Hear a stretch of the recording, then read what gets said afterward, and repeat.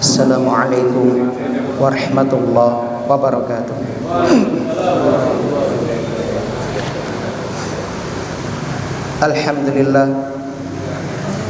Alhamdulillah ala ihsani wa syukru lahu ala taufiqihi wa amtinani. Asyhadu an la ilaha illallah wahdahu la syarika lah ta'ziman li sya'ni, wa asyhadu anna Muhammadan abduhu wa rasuluhu ad-da'i ila ridwani. Allahumma salli wa sallim wa barik ala nabiyyina Muhammad wa ala alihi wa ashabihi wa ikhwani. Kaum muslimin dan muslimah, para kiai, para sesepuh rahimani wa rahimakumullah. Alhamdulillah alladzi bi ni'matihi tatimmu shalihat.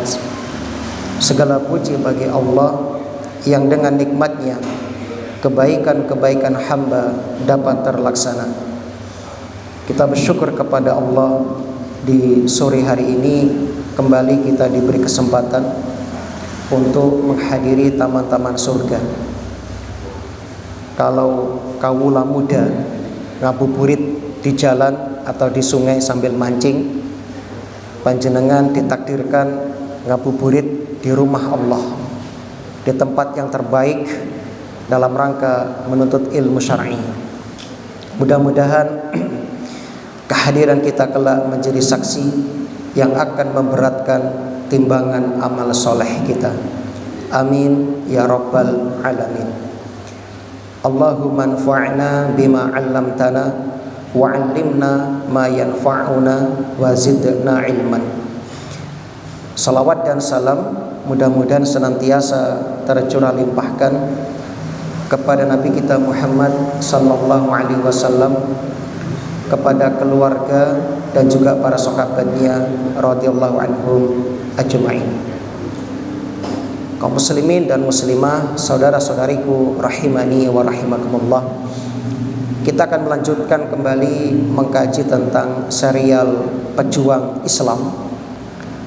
Kita akan mengkaji sahabat yang keenam, yaitu sahabat Zubair bin Awam radhiyallahu anhu. Sebagaimana yang sudah kita sampaikan, Rasulullah sallallahu alaihi wasallam memberikan tazkiyah, memberikan rekomendasi bahwasannya Abu Bakar fil jannah, Umar fil jannah, Utsman fil jannah, Ali fil jannah, Talha fil jannah, Zubair fil jannah, Abdurrahman bin Auf fil jannah, Sa'ad fil jannah, Sa'id fil jannah, Abu Ubaidah ibn Jarrah fil jannah. Dengan mengkaji kehidupan mereka, kita berharap kelak kita termasuk di antara yang dikumpulkan bersama mereka, sebagaimana yang Nabi sabdakan,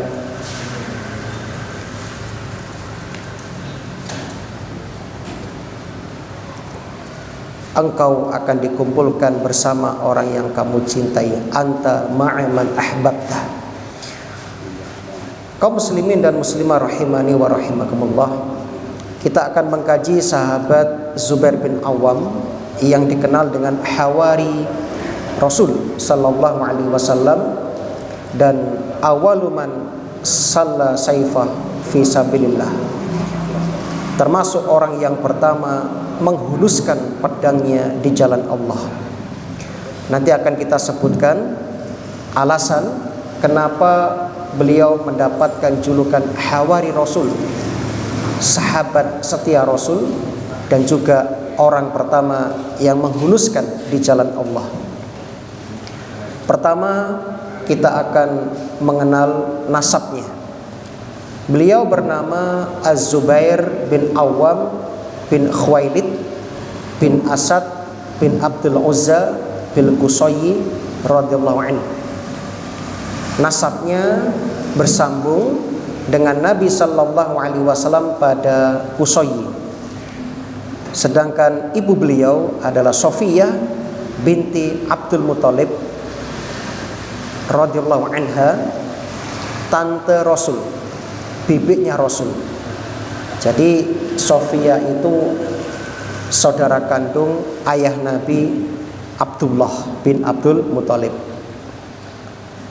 Jamaah yang berbahagia, kalau dilihat dari nasabnya, maka ayah Zubair yaitu Awam bin Khuwailid itu saudara kandung dari istri Nabi yang pertama, Khadijah radhiyallahu anha. Khadijah binti Khuwailid, Awam bin Khuwailid.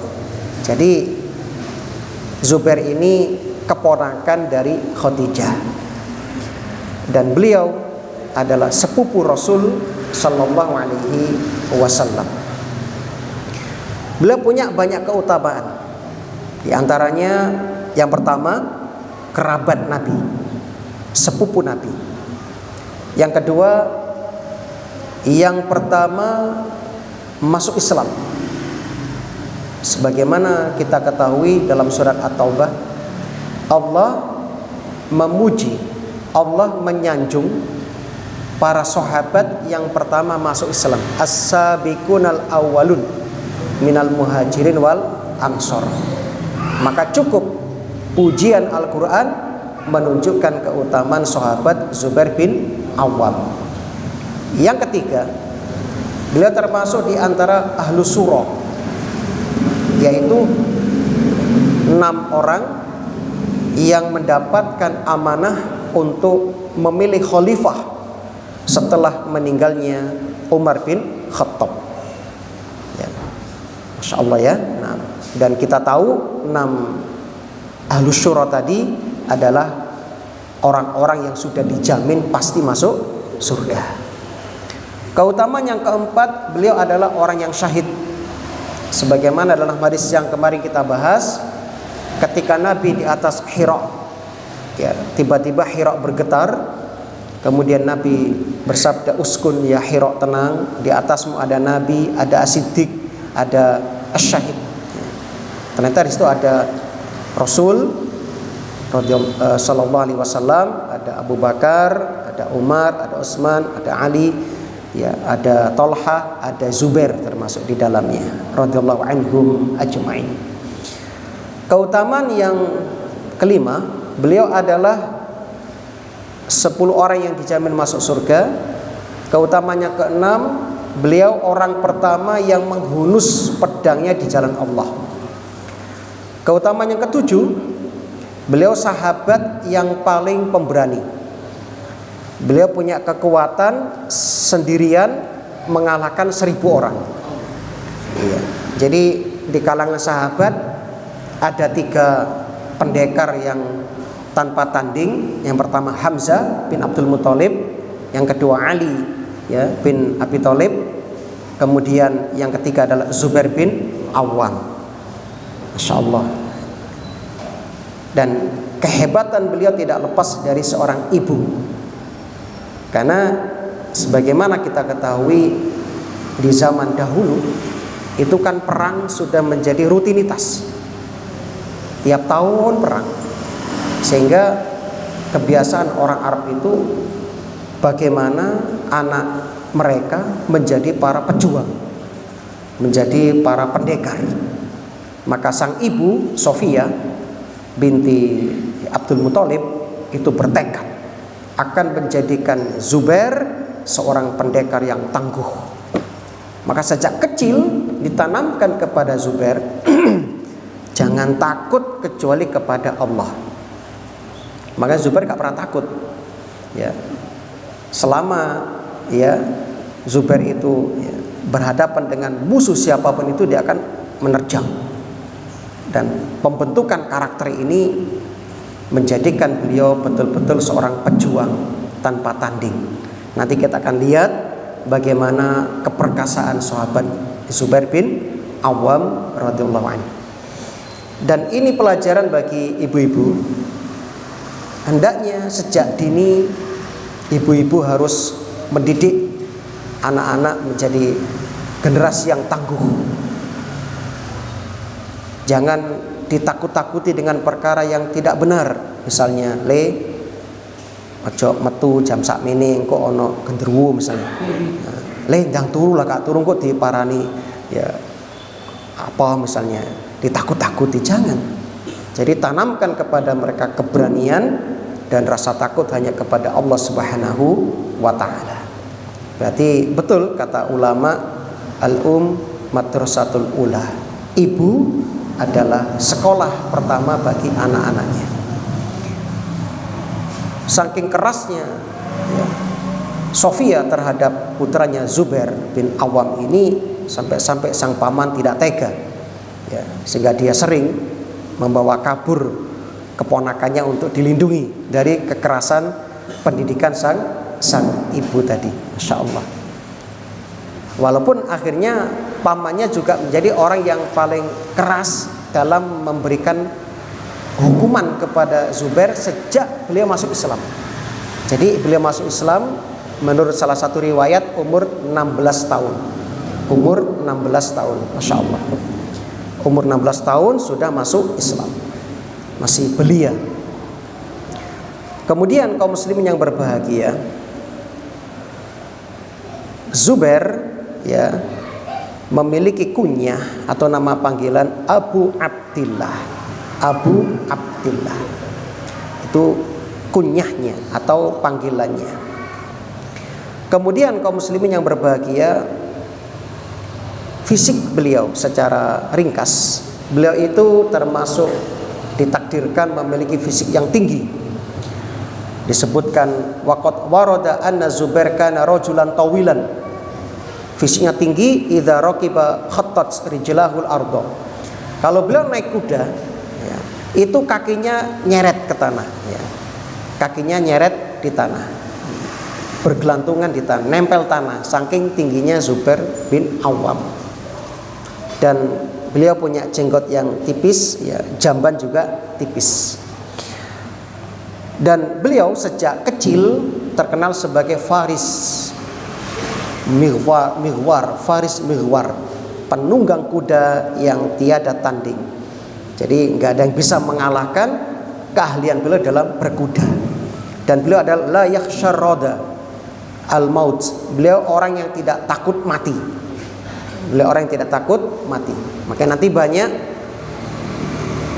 peperangan-peperangan yang dimenangkan oleh beliau. Dan beliau termasuk orang yang bercita-cita mati syahid.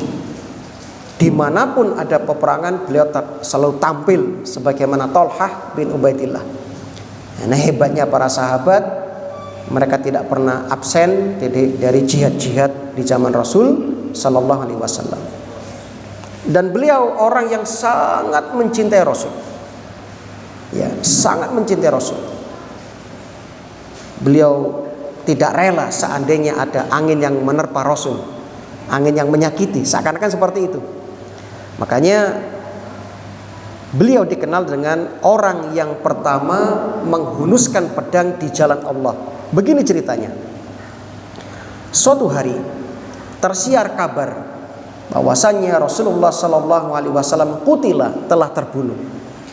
Mendengar itu Zubair segera pergi melesat, bagaikan ya iksor al-mudammir, angin topan yang menghancurkan. Kemoncang suat, berlari kencang, ingin melakukan tasabut, klarifikasi, ingin melakukan klarifikasi apa betul Rasulullah telah wafat.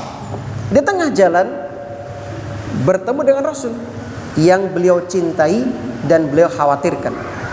Lalu Nabi bertanya, "Malaka ya Zubair? Zubair, ada apa denganmu?" Qala, "Ukhbirtu annaka ukhitta au qutilta."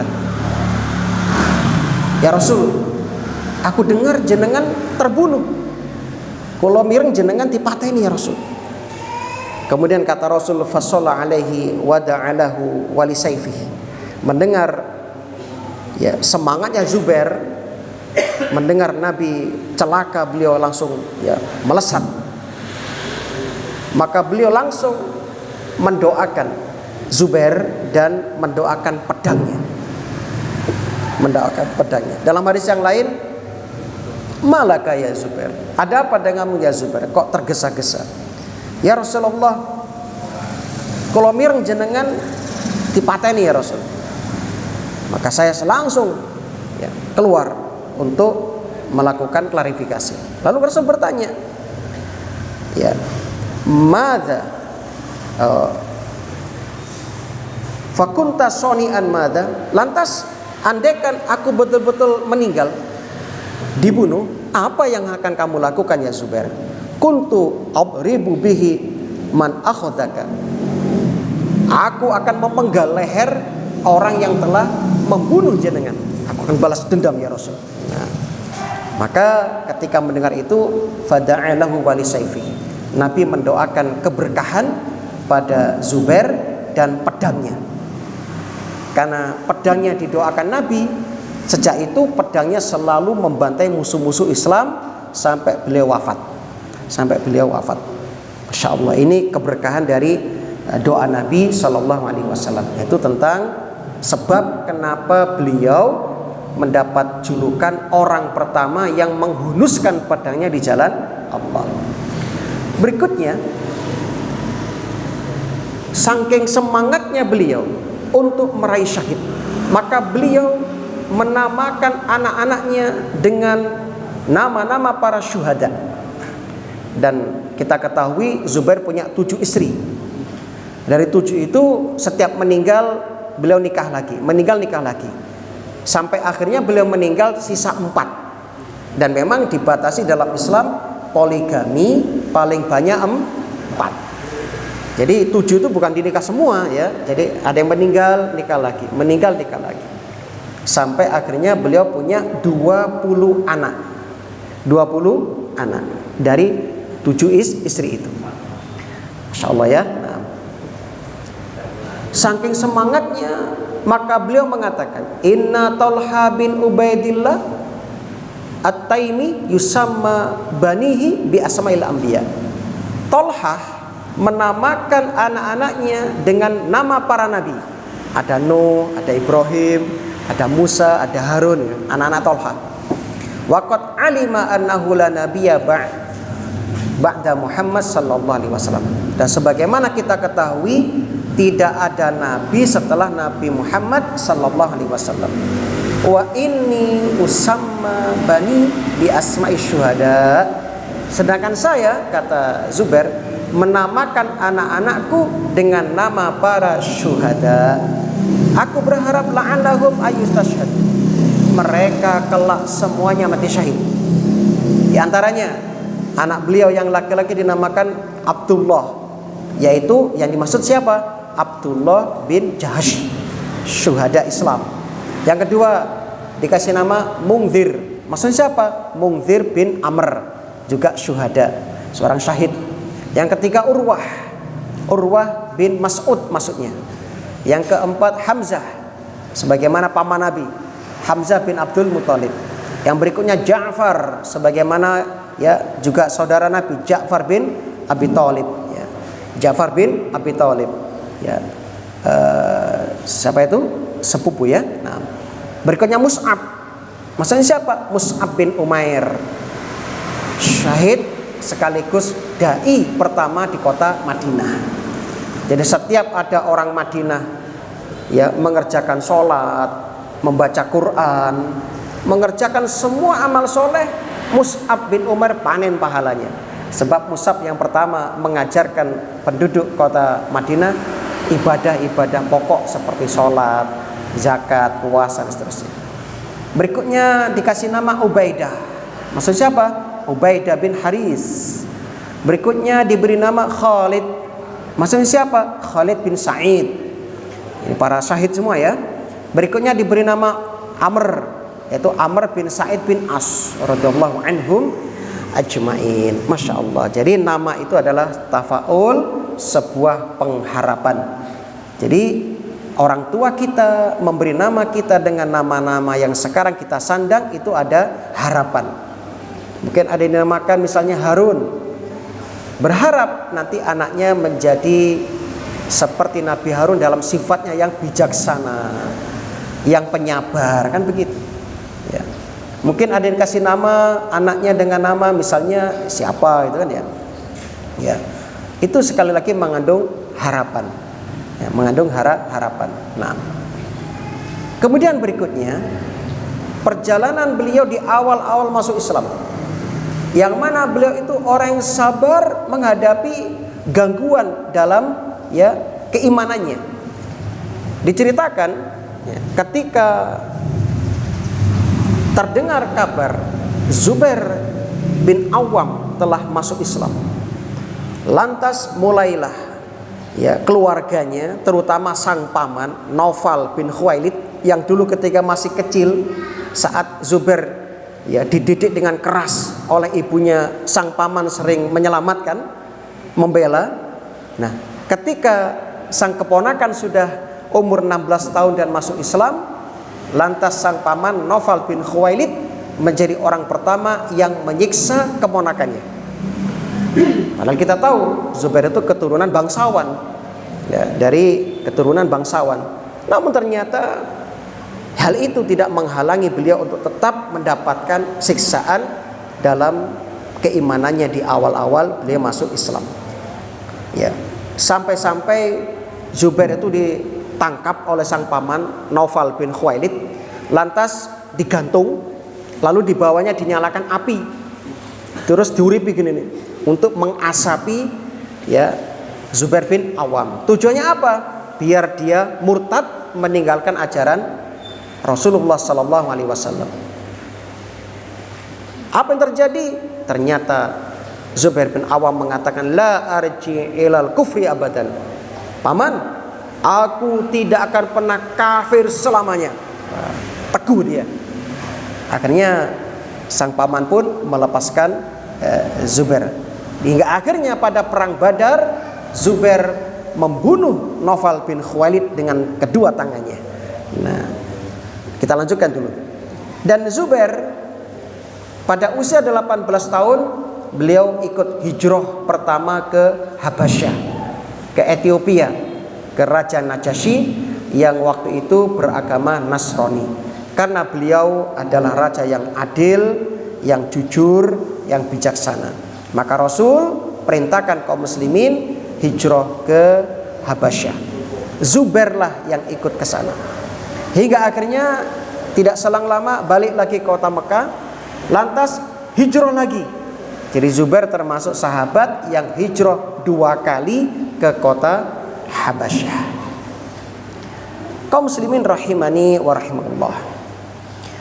Dan Zubair itu Masya Allah, sebagaimana kita ketahui telah didoakan jasadnya oleh Nabi Sallallahu Alaihi Wasallam, maka beliau termasuk orang yang sangat kuat ya, walaupun beliau mengalami luka yang dalam. Jadi ada 3 luka di tubuh Zubair, 2 didapatkan di perang Badar, 1 di perang Yarmuk ya. Saking dalamnya luka itu sampai-sampai Urwah bin Zubair radhiyallahu an yang masih kecil waktu itu ketika digendong oleh ayahnya, itu biasa memasukkan jari-jarinya ke dalam goresan bekas luka pedang pada ya punggung sang ayah, dimasukkan, gedulinan dimasukkan, Masya Allah, saking dalamnya lukanya ya.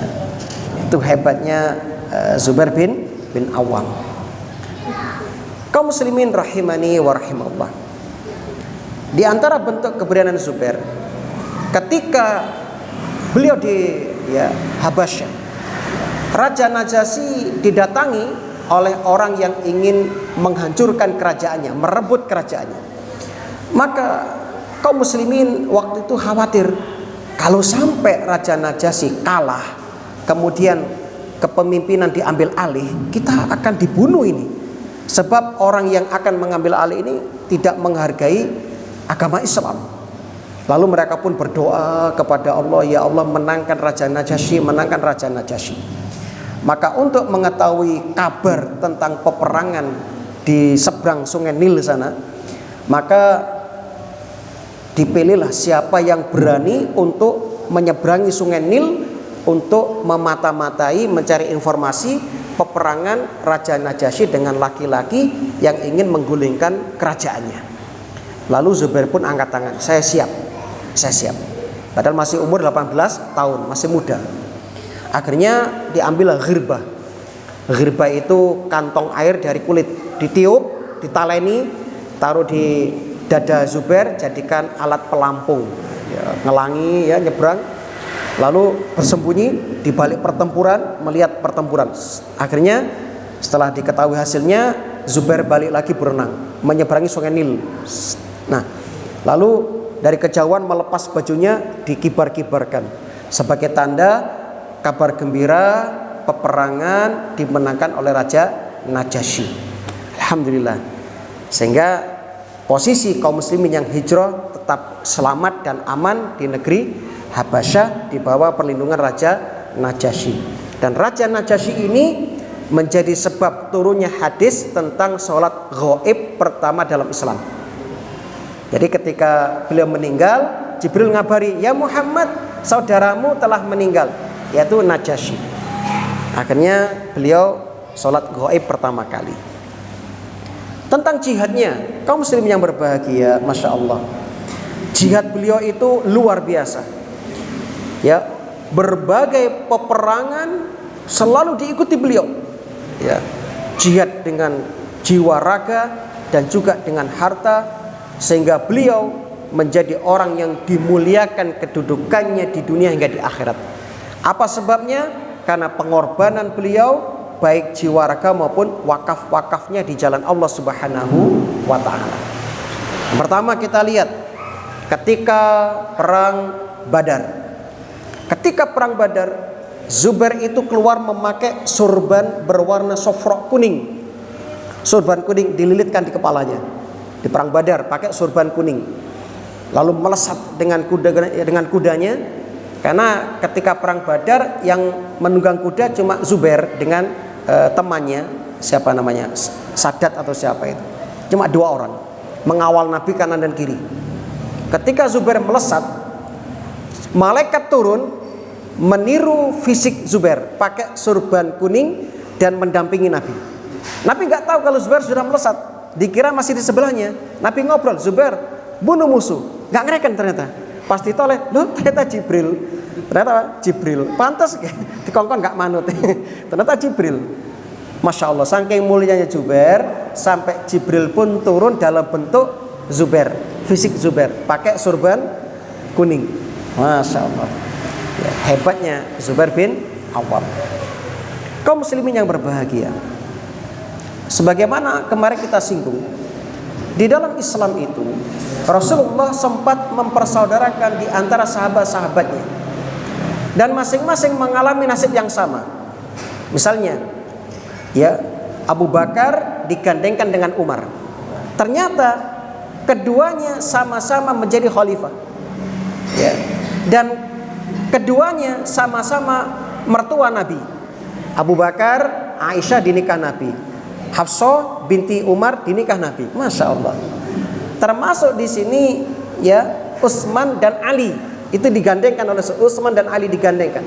Ternyata sama nasibnya, Utsman dan Ali sama-sama jadi khalifah. Utsman dan Ali sama-sama menantu Nabi. Termasuk Zubair dan Tolhah. Zubair dan Tolhah sama-sama digandengkan nasib persaudaraannya. Karena nasibnya sama, sama-sama mati syahid, sama-sama dibunuh oleh pengkhianat, yaitu pada perang Jamal. Mati ini bareng di perang Jamal. Masya Allah. Inilah, jadi Rasul itu setiap ucapannya itu mujizat. Termasuk nanti ketika terjadi fitnah perang Jamal itu, dulu Nabi pernah ngomong sama Aisyah, Aisyah, nanti kalau kamu pergi ke Basrah, lalu kamu tendamu dikepung oleh anjing dan menggonggong, itu tandanya terjadi fitnah. Kamu gak usah ikut, kamu harus pulang. Dan begitu. Ternyata betul itu. Semua terbukti. Termasuk ketika Rasul, Ali, Tolha, Zubair duduk bareng, Rasul mengatakan, Zubair, kamu cinta gak sama Ali? Lu cinta, wong dia itu anak paman saya kok. Nah, karena Sofia itu saudara kandung Abu Thalib. Ya cinta, dia kan sepupu saya. Bagaimana gak cinta? Ya sudah, tapi ingat, nanti kamu akan terfitnah, kamu akan memerangi Ali, tapi kamu ya dalam kedzaliman, maka kamu harus balik. Nah, itulah menjadikan nanti Zubair bin Awam tidak jadi memerangi Ali dan balik. Nah, nanti kita lanjutkan kisahnya. Nah, jamaah yang berbahagia, ketika perang Badar muncul Ubaidah bin Sa'ad bin As, dijuluki dengan Abu Dzatu Kurshin, orang yang perutnya buncit. Itu pendekarnya kafir Quraisy. Dia mundar-mandir sambil ngejek kaum muslimin perang Badar. Ngece, apa sing wani ngembe aku? Ayo maju. Karena dia terkenal sebagai pendekar, sahabat gak ada yang maju. Tiba-tiba Rasulullah kasih isyarat sama Zubair. Langsung Zubair gak banyak omong, melompat. Bukan berjalan, melompat. Suat.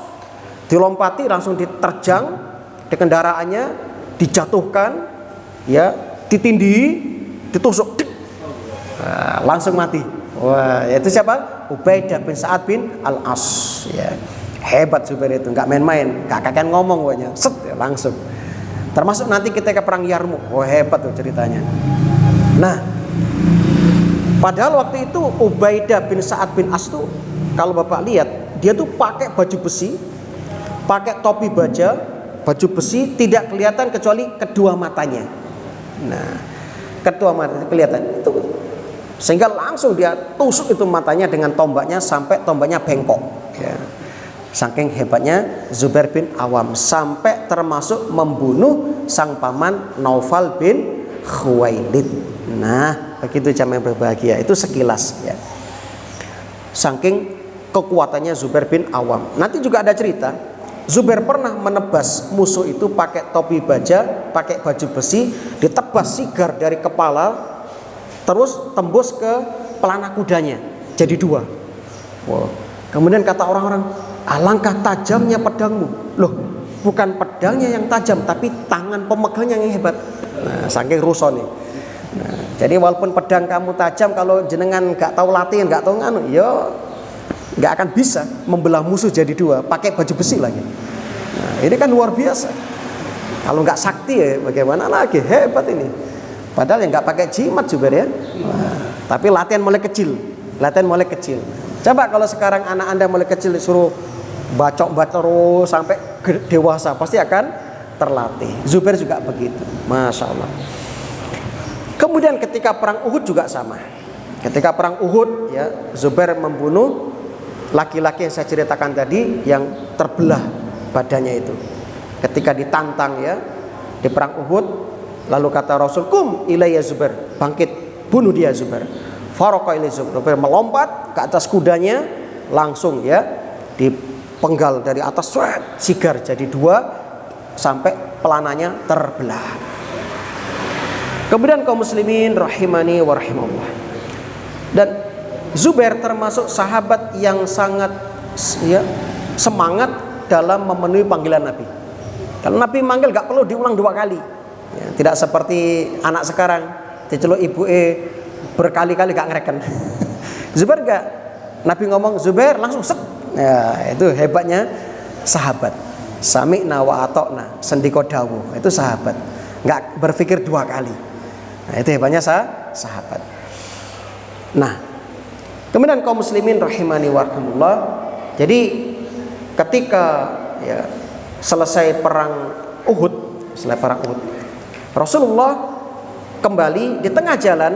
Nabi memerintahkan 70 sahabat di bawah pimpinan Zubair dan Abu Bakar untuk membuntuti pasukan Uhud dari kafir Quraisy. Supaya apa? Supaya menunjukkan bahwasanya Islam itu enggak kalah total, tapi masih punya kekuatan. Maka 70 pasukan berangkat membuntuti ya Khalid bin Walid dengan pasukannya. Nah, akhirnya ketika kafir Quraisy mau balik, mereka enggak jadi. Loh, tiba nih Islam sih kuat. Islam tidak kalah. Nah, akhirnya Aisyah mengatakan kepada Urwah bin Zubair, ya keponakannya, apa kata Aisyah? Ya ibna ukhti, wahai anak saudariku, keponakanku, tahu nggak kamu? Ya ayahmu dan kakekmu itu adalah orang yang dimaksudkan oleh Allah dalam surat Ali Imran ayat 172, yaitu alladzina stajabu lillahi wa rasul min ba'di ma asabahumul qarh. Orang-orang yang menjawab seruan Allah dan Rasul setelah mengalami luka-luka di perang Uhud. Yang dimaksud oleh ayat ini siapa? Ayahmu Zubair bin Awam dan mbahmu Abu Bakar As-Siddiq. Kenapa? Karena Zubair menikah dengan Asma binti Abu Bakar, putri Abu Bakar, dan dengan Asma punya 8 anak. Dengan Asma punya 8 anak. Nanti kita bahas kalau ada waktu. Masya Allah ya, ini menunjukkan apa kehebatan Zubair bin Awam. Berikutnya peristiwa di perang Khandaq. Ketika perang Khandaq atau perang Ahzab, kaum muslimin dikepung. Waktu itu terjadi pengkhianatan dari dalam, yaitu Yahudi berkhianat. Untuk mengetahui bagaimana keadaan Bani Quraidah yang berkhianat dari dalam Madinah, sedang Nabi menghadapi 2 musuh dari luar dan dalam. Dari luar kafir Quraisy dengan sekutunya sehingga dinamakan Ahzab, dari dalam Yahudi. Maka Nabi menyebutkan sebanyak 3 kali, demi ayah dan ibuku, siapa yang bisa memberikan informasi tentang pasukan Bani Quraidah? Ana ya Rasul, kata Zubair. Langsung berangkat dengan kudanya.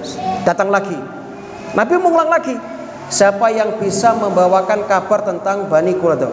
Zubair, saya ya Rasul. Keluar lagi sampai 3 kali. Sejak itulah Nabi memberikan julukan, gelar kepada Zubair, likulli nabiyyin hawari wa hawari az-Zubair. Setiap nabi punya hawari, sahabat setia, dan sahabat setiaku adalah Zubair bin Awam. Itu sejarahnya. Saking hebatnya Zubair dan pemberani Zubair, Ali menyanjung Zubair. Asja'un nas Zubair, orang yang paling pemberani itu Zubair.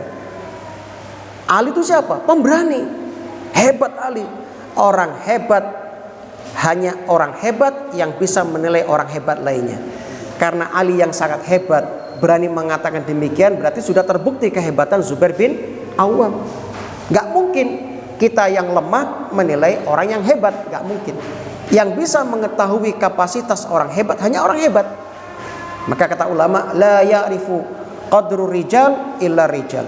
Tidak mengetahui kadar kehebatan seorang pahlawan kecuali pahlawan itu sendiri. Nah, kata Ali, ya, kata Ali, Zubair itu kalau sudah mengejar musuh seperti namir, macan tutul, kalau sudah mendapati musuh seperti singa. Ya, Ali mengatakan yaghdabu kan namir wa yasubbu wusubal asad. Kalau dia marah mengejar musuh seperti macan tutul, lah gak kena gak mandek, douber terus sampai kena, sampai ngepot-ngepot ya, kudu kena. Lawas kena diterkam seperti singa menerkam. Itu hebatnya Zubair bin Awam. Makanya orang-orang kafir takut kepada Zubair. Kepada Zubair. Nah, kaum muslimin rahimani wa rahimullah. Di antara salah satu kehebatan Zubair, ketika perang dengan Bani Quraidah, orang Yahudi punya 2 pendekar, Pak, yang tingginya setinggi pohon kurma. Disebutnya begitu, 2 meter lebih, 2,5 meter lebih tinggi, ya 3 meteran lah. Itu pendekar, Pak, pakai baju besi semua. Tapi Zubair bin Awam berhasil membunuh salah satunya, Ali membunuh yang satunya. Nah, makanya Ali berani menilai Zubair karena memang hebat beliau. Nah, hebat ya. Nah, saking hebatnya, ya, orang yang pakai ya baju besi bisa disigar, padahal pakai topi besi, pakai baju besi disigar jadi 2. Siapa itu? Dia adalah Utsman bin Abdullah bin ya Mughirah. Ya, dia yang ditebas menjadi 2 oleh Zubair bin Awam. Berikutnya peristiwa perang Hunain. Perang Hunain itu terjadi setelah Fathul Mekah. Ya, jumlah kaum muslimin 12.000, jumlah kabilah Hunain 20.000. Ya, ketika perang Hunain, ya, waktu itu Zubair bin Awam ya, datang sebagai ya, pasukan bersama Rasul naik kuda. Ketika melihat Zubair yang memimpin pasukan, apa kata orang-orang Hunain? Waktu itu pakai sorban merah. Ada Zubair bin Awam. demi Lata, kalau dia sudah datang dan menerjang kalian, wis habis kita. Jadi belum perang lihat Zubair sudah takut musuh. Saking hebatnya Zubair, aduh, Zubair yang mimpin, ciloko ya, sampai begitu. Jangankan itu, orang Romawi pun juga begitu. Maka ini penting bagi kaum muslimin punya pejuang andalan yang bisa menjatuhkan mental musuh. Contoh, di zaman Yazid bin Muawiyah menjadi khalifah, waktu itu sahabat Abu Ayyub Al-Ansari radhiyallahu an sudah sepuh. Beliau termasuk sahabat yang umurnya panjang. Waktu itu umur 100 tahun. Ikut jihad, Pak. 100 tahun ikut jihad.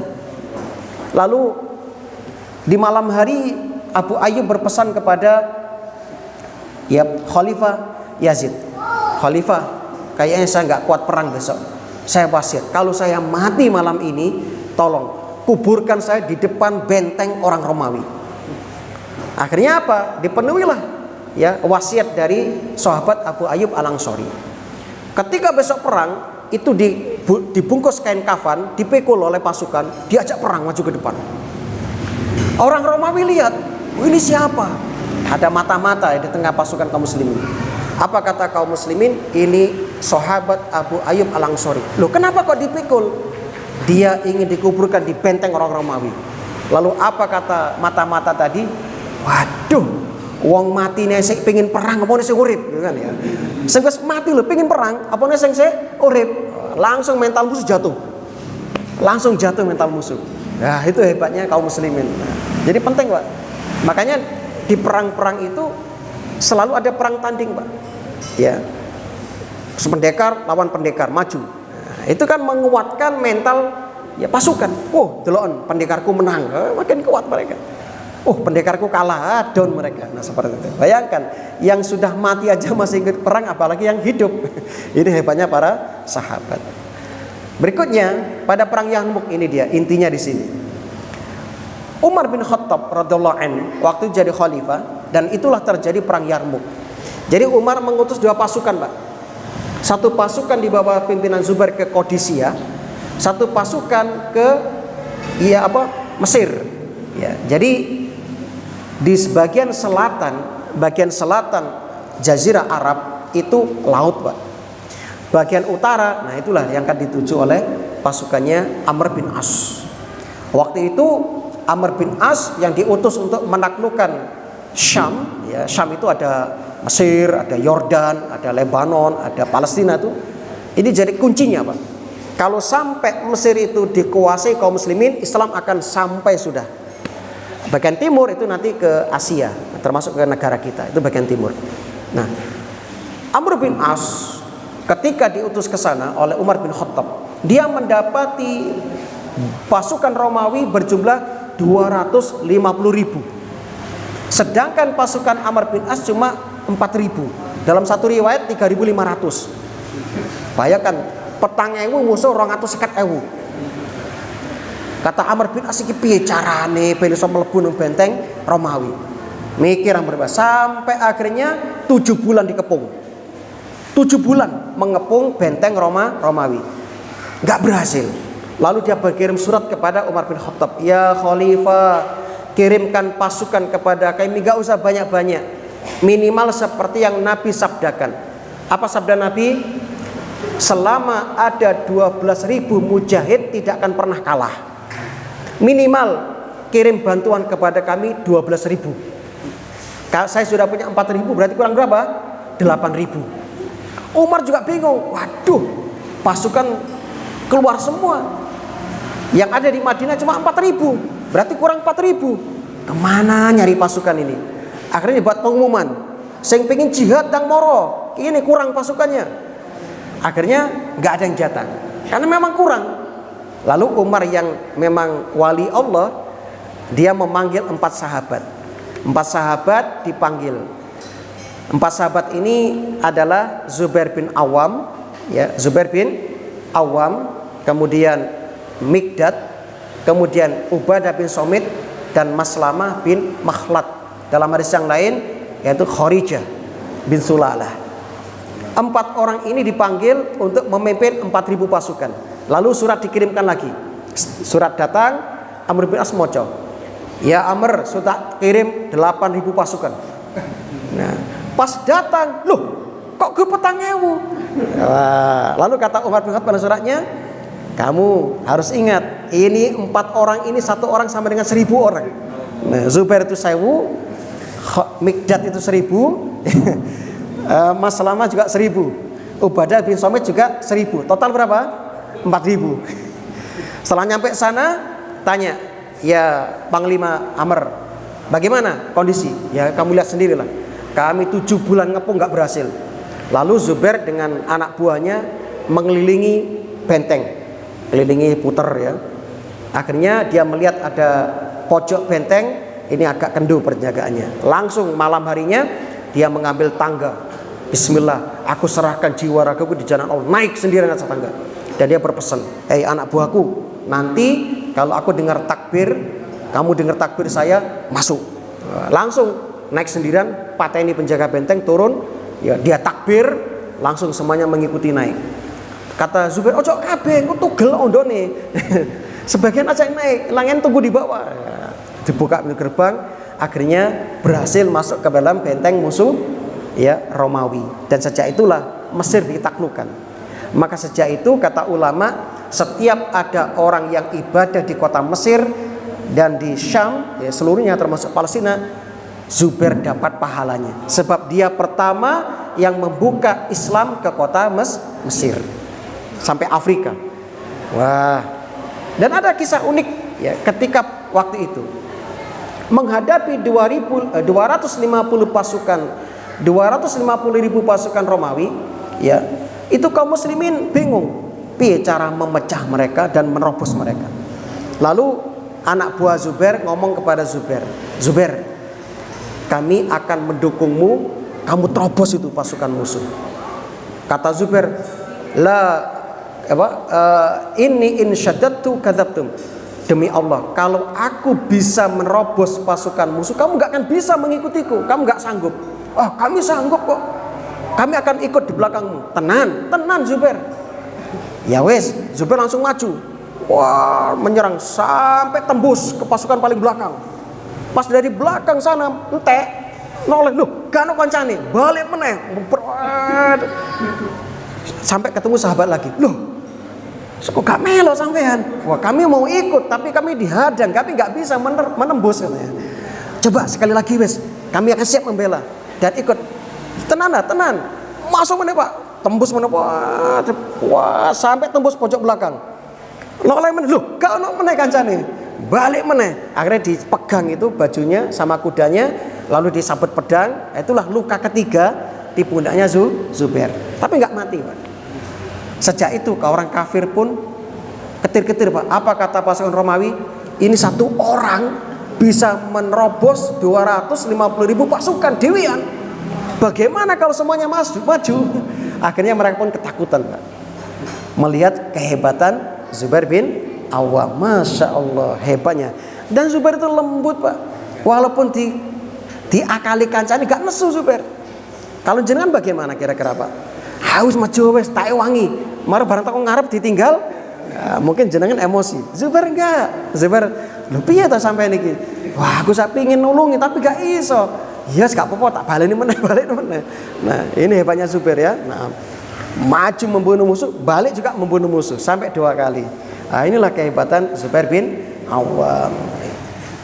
Alhamdulillah.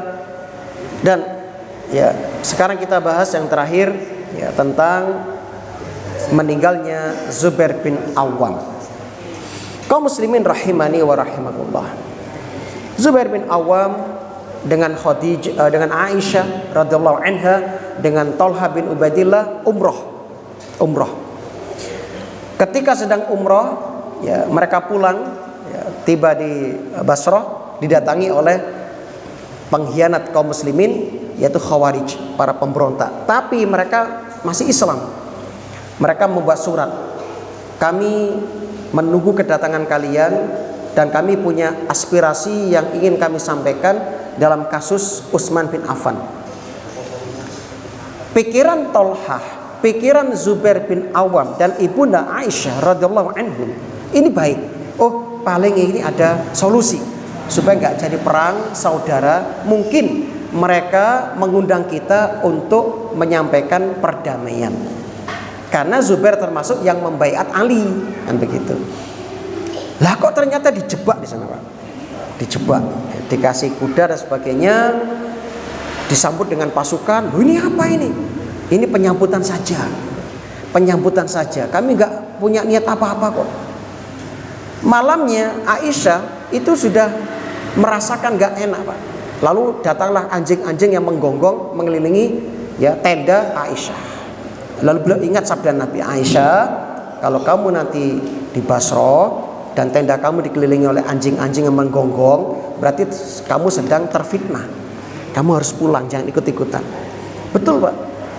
Aisyah pingin pulang, ternyata dihadang oleh pasukan Khawarij.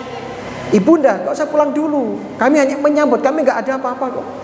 Lalu mereka juga mengirim surat kepada Ali. Apa isi suratnya? Ali, Ibunda Aisyah tolong Zubair memberontak. Itu isi suratnya. Berarti apa? Diadu domba oleh Khawarij, pemberontak tadi. Akhirnya Ali pun datang dengan pasukannya. Setelah bertemu dua pasukan, tiba-tiba pasukan Khawarij gawe goro-goro, DCI menyerang. Nah, akhirnya apa? Terjadilah perang.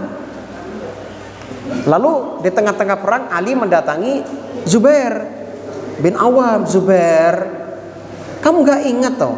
Kan dulu pernah kita duduk bareng Rasul, dan Rasul berpesan, kamu akan memerangi aku tapi kamu dolim, berarti kamu salah. Oh iya, aku ingat. Nah, akhirnya pulang dia. Pas pulang ketemu anaknya Abdullah bin Zubair. Apa katanya? Ya, pengecut ya. Jadi bapaknya dioco-oco. Wah, bapak pengecut ya. Gak main, cemen gitu kan. Kalau bahasa kita begitu. Loh, bukan, nak. Ayah bukan pengecut. Kamu tahu sendiri. Ayah gak pernah gentar sama musuh. Cuma ayah salah ini. Ayah ingat sabda Rasul sallallahu alaihi wasallam, maka ayah pulang. Nah, akhirnya ya ketika digojolok itu dia gak marah. Ya, dikatakan ya junban ya, apa jubnan pengecut ya. Gak marah sama anaknya di lokno. Akhirnya ya ketika sedang ngobrol sama Ali ya, sudah menyerahkan diri, Jurmus ya, ini pembunuh Zubair ya, Ibnu Jurmus namanya, datang karena Islam, Pak. Khawarij itu Islam. Dia mendekati Zubair sama Ali, tiba-tiba ditusuk itu. Zubair ditusuk. Wah, ditusuk kemudian meninggal. Lalu kepala Zubair dipenggal, ditugel dasi, terus dicangking ke weneng Ali. Ya Ali, dengan harapan dapat jabatan ya, dengan menjilat Ali dengan membunuh Zubair. Ya, ternyata apa? Justru sebaliknya, kata Ali, aku teringat sabda Nabi, qatiluz Zubair finnar, sing mateni Zubair mlebu neraka. Nah, langsung dia mengatakan kamu masuk neraka, langsung dihukum oleh Ali, dibunuh juga. Nah, begitu. Jadi ceritanya begitu. Jadi Zubair pada tahun ke-36 Hijriah di Lembah Siba. Lembah Siba itu dari Basrah, Irak, itu 7 farsah. 7 farsah sama dengan 35 km. Ya, 30 km dari Irak. Ya, itu. Jadi disitulah meninggalnya Zubair dan juga Tolhah. Akhirnya kalau Tolhah itu dipanah. Oleh panas sebagaimana kita ceritakan kemarin. Zubair ditikam, beberapa tikaman. Lalu ketika dimakamkan, Ali bin Abi Thalib ya di sisi Zubair menangis dan mengatakan, andaikan aku meninggal 20 tahun sebelum ini ya. Dan dia mencium pedang Zubair dan mengatakan, ini pedang yang telah ya membela agama Allah, membunuh banyak musuh-musuh Allah. Nah, begitu. Itu sekilas tentang kematian Zubair. Sekarang terakhir tentang bagaimana ya jasa beliau yang lain, sama seperti sahabat Tolha dan yang lain. Beliau orang sangat dermawan, Pak. Beliau punya 1000 budak. Dan kita tahu dalam Islam, budak itu didapatkan dari peperangan atau dari pasar budak. Dan beliau punya 1000 budak. 1000 budak ini kerja dan menyetorkan gajinya kepada sahabat Zubair. Tergantung perjanjiannya, bisa setengah 50-50 ya, bisa separuh-separuh, bisa sepertiga, tergantung. Nah, dan 1000 orang ini kerja untuk Zubair. Demi Allah, 1 dirham pun gak ada yang disimpan oleh Zubair. Setiap mereka setor uang, habis di malam itu juga. Jadi beliau setiap malam itu keliling, Pak, menghabiskan uang untuk sedekah. Sampai akhirnya beliau mati meninggalkan hutang. Bayangkan, saking banyaknya sedekah, lah kok beliau masih punya hutang. Sampai 4 tahun Urwah bin Zubair mengumumkan setiap musim haji. Setiap musim haji diumumkan, siapa yang punya hutang sama siapa yang dihutangi bapakku ke rumah saya tak bayar. Sampai 4 tahun. Terus setiap tahun ada yang nagih sampai akhirnya lunas hutang, selesai. Baru setelah itu pembagian harta warisan untuk 4 istri yang masih tersisa. Jadi sisanya 4 istri, setiap istri dapat 1.200.000, 1.200.000 setiap istri. Ya, jadi total dari 50.200.000 harta Zubair dibagi-bagikan. Habis selesai, rampung. Nah, dan ada satu kisah unik tentang istri Zubair yang bernama Atikah binti Zaid bin Amr bin Nufail. Atikah binti Zaid bin Amr bin Nufail ini dikenal di zaman itu sebagai wanita yang suaminya mesti mati syahid. Jadi siapapun yang menikah dengan Atikah mesti mati syahid.